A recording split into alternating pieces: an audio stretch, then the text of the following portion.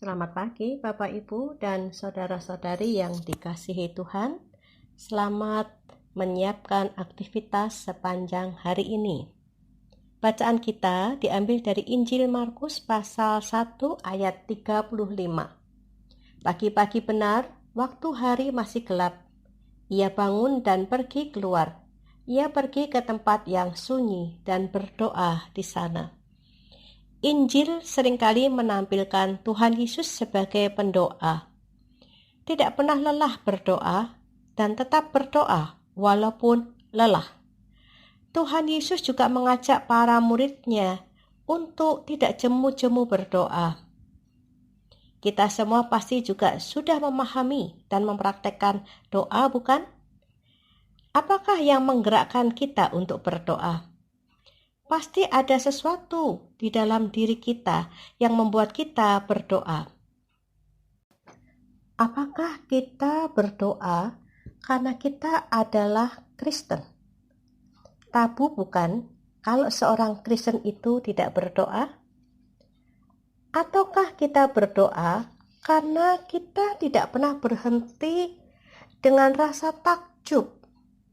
Karena hati kita tidak pernah berhenti bergejolak, mengalami kemahatauan, kemahakuasaan, kasih dan penyertaan Tuhan dalam hidup kita yang tidak pernah ada habisnya. Dan itu semua membuat kita tersungkur di hadapan Tuhan dalam doa-doa kita.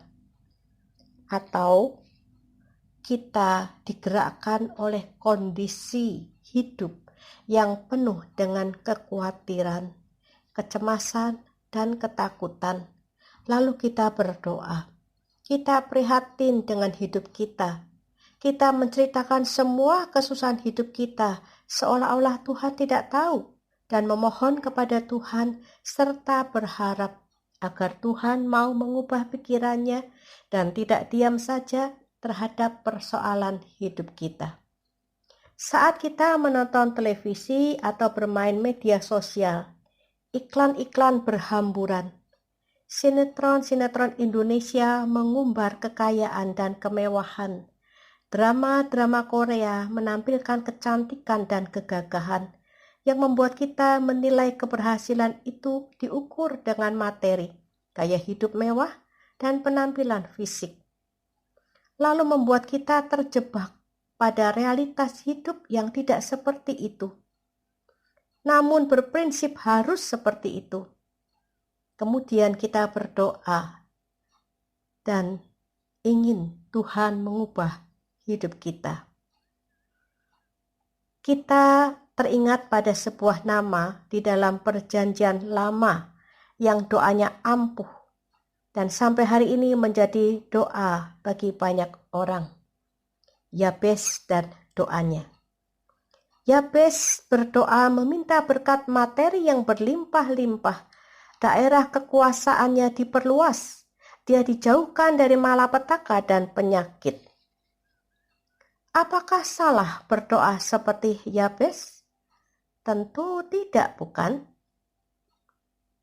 Tetapi doa Yabes bukanlah doa yang diajarkan Tuhan untuk kita pakai sebagai dasar dari doa kita.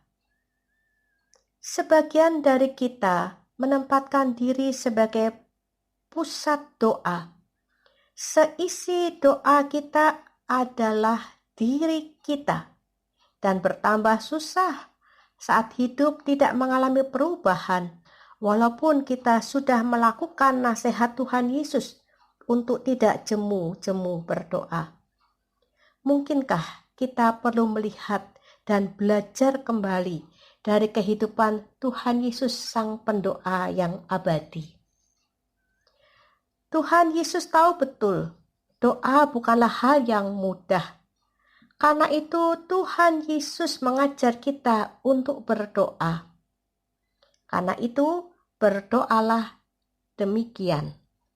Bapa kami yang ada di sorga. Dibandingkan dengan doa Bapa kami, jujur doa Yabes jauh lebih menggoda. Karena doanya langsung dijawab.